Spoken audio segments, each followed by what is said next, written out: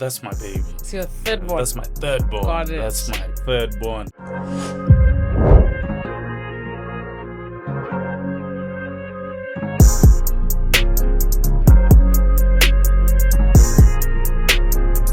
Yeah. I've never heard about it. Please tell us what it is and Yeah. how it came about.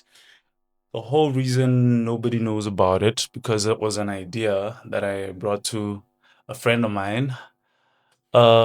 This is basically me trying to secure Kathlyn District in terms of giving back to the community, food security, helping with the elders, because I want to do it as an NGO.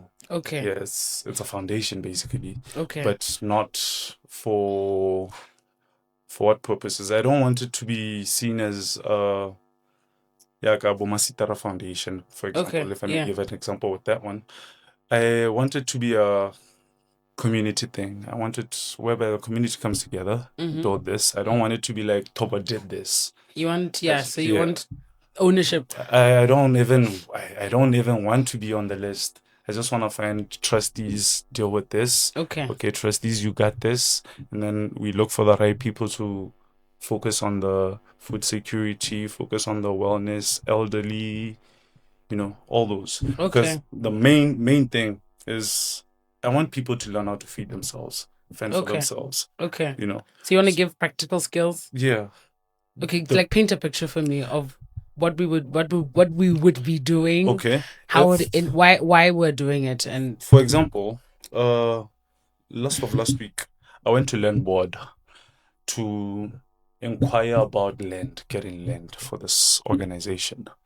And what they tell me is if I can register this, after I register it, I go to NDB, tell them my business plan, show them my business plan, and then go back to them. They can actually try and look for land for me.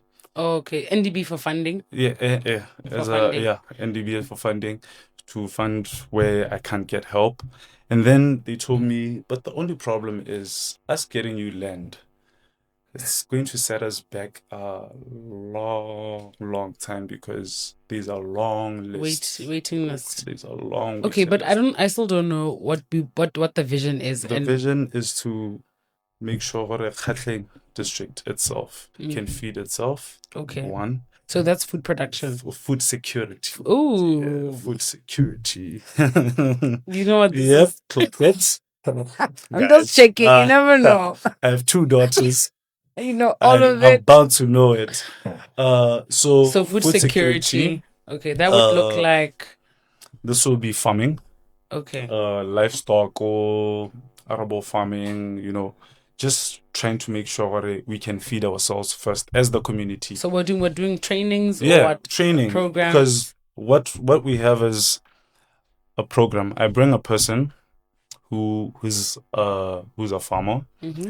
Okay, this and this and this and this needs this and this and this. In this land, we can use this space to produce this. In this land, we can use space to produce this. Because what I want is a place where we have all the livestock we need for feeding.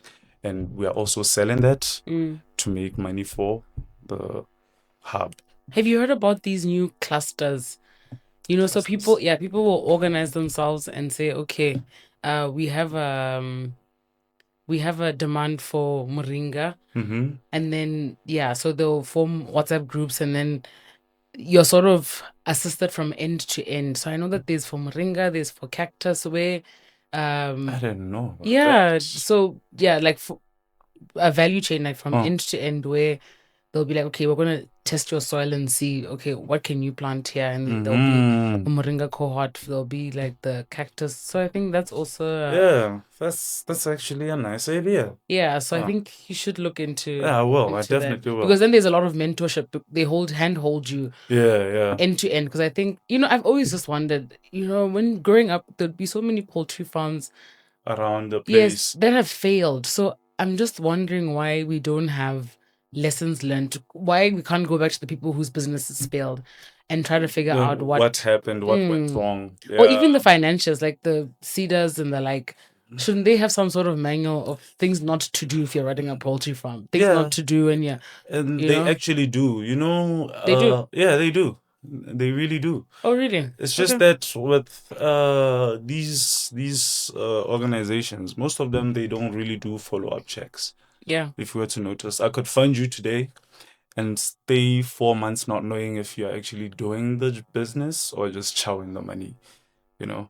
Yeah, so that's the big problem, because I've seen people get funds and actually make something out of those funds. Do they get mentorship and Yeah, and even the ones that failed, they get mentorship. The ones that have businesses that failed, they get mentorship, because you can't be given it's funds because then without you the- want to buy a Mercedes Benz. Yeah, no. When Akarabo, after we've given you the land and the money for the cutting, And then I get we're watching you. I buy a Benz. I go Yeah. back to Gabs. I'm like, nah, I don't Made want that it. farm. Mama I made it. Mama, I made it. Okay, so we're looking at food security. Food So we're doing security. trainings and we're Yeah. And then because there was are you also helping them with like resources like seeds and tractors and the yes, like? because Stanbic Bank actually, Stanbic Bank has this other program whereby they mentor organizations, NGOs, whether it's something to do with the elderly, something to do with school, ICT. They can help you out if you meet their requirements, that is. Okay. Yeah, so right now I'm trying to work on meeting their requirements. That's me working on And maybe meeting their somebody who's requirements. watching can partner with you, you know, like Yeah, you never know. possibilities You are never know. You limitless. never know. Yeah. Limitless. They are. Okay. So we're doing food security and Food then say security. something about the elders. Yeah, the elders. What's your vision for? My vision for the elders, in Muchudi, there are way too many elders. I would give an example about where I'm staying, because that's where I see a lot of things. Mm-hmm. In Muchudi, we have a lot of elders that can't afford to do a lot of things. Okay. Can't afford to even interact with other elders. So what I want to do is group them up. If they're going on medical checks, I get a sprinter. We take them there.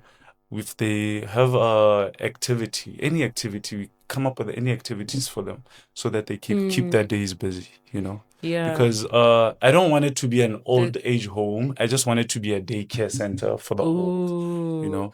Oh, look at you Like, getting just some spend a heaven day. points. Yeah. I know. God is watching me. Huh? That's so noble. Yeah, That's because really...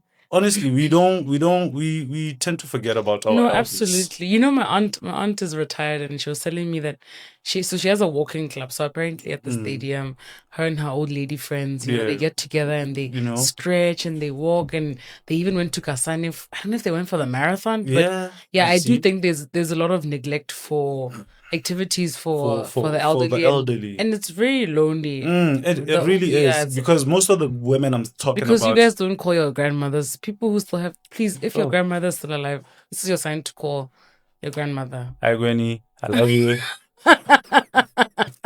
I mean, Yeah. you see, with that, most of the grannies there, it's either their husbands are gone, the kids are moved on, living their lives, and they have nobody but their grandkids or great grandkids to stay with. And you can honestly be out shelling and That would be so nice. Like I'm picturing, you know, on Yeah, TV where you they'll know, be playing that- bingo you know, and they'll be crocheting together and you know, talking. so that they're not as idle. Exactly. And also, we're trying to kill that loneliness. I you really seen- like that. I'd like to be a part of that. Yeah. And there's a lot of wisdom in interacting with the I actually have a friend who is it's called an au pair. Like he trained to be Mm-hmm. a caregiver. Yeah, so- healthcare assistants. Yes, kinda, but yeah. so people who've been the elderly, those who have different Disabled. diseases and and I think his experience is that when you interact with the elderly, there's so much wisdom, there's so much love, there's so much, but it's also very noble to think about them Yeah. because they are very forgotten. Yeah, demographic. they really Okay. are. Okay, no, okay. So food security, Food security, elderly. Said elderly, something third thing. youth empowerment. Okay. Because that one is honestly, I'm sorry for saying this, but it's the most important. Okay. It's the most important. It's where your heart is. It's really where my heart is, because I'm still a youth, one, and I know the pains of a youth in this age, in this era. Because one, as much as the government may say youth empowerment, I want to empower the youth. There are a lot of spots where the government is lacking, and guys, we can't always depend on the government with everything. Mm-hmm. To be fair and honest, the things that we could actually do for ourselves if we only just come together. You see, for example, the people that actually have land but don't know how to use it. The people who actually have money but don't know how to use it or don't know what to do with it. You see, so I think for me it's just building that community where we can build our resources, do something with them, and then build a better community. Okay, so this is very ideal and it sounds really good. What do you think it would take to make it work? Right now, I just need the right people to meet. I need to meet the right trustees because, like I was saying, I don't want it to leave it to myself. I don't want to be towards the one forefront in this. Yeah, because I can't do it on my own, to be fair and honest. I need ideas. I need people who can collaborate with me to actually make this work. Yeah. Yeah. Okay. And then what we're building this framework and this what kind of institutional support do you think it need also? Basically, I don't really care much about the finances. I just want programs where it would actually help. Like, for example, the one I was talking about, Yastambik, it can actually help the kids, like a lot of kids, whether it's IT work, whether it's sponsorship, mentorship, it can actually help them. So you want transferable skills and youth empowerment, you said? Yeah. Okay. And for every single person, not just actually, we didn't talk about the youth empowerment section of the dream. Yeah, we didn't really. Can we get into that? On that one, it's going to be a little bit broad because every youth has their own passion, has whatever they want to do. So I designed it in such a way that whether it's entertainment, it's business, whether it's arts, you have a spot. Okay. All you have to do is tell me what you want to do, and then we find the right program for you. Okay, and give me an example of what the program would look like. For example, art. Yes. If you are into sculpting, I have a very close friend who's actually teaching Roman arts in Muchudi. This guy knows his stuff. He's really good, and he's really good at teaching because he actually won some awards in the youth program. His name is Shout out Kabosi Kwane. Yeah. This guy has made a lot of things right now. Like I don't even know where they are. So I feel like he's the perfect person to teach the youth and the elderly on these sculptures and all these, because he actually knows how to do this. He has the equipment, he has the knowledge, he has the qualifications, and he's actually up for it. So he's one of the people that I've actually decided I really need to have on my team.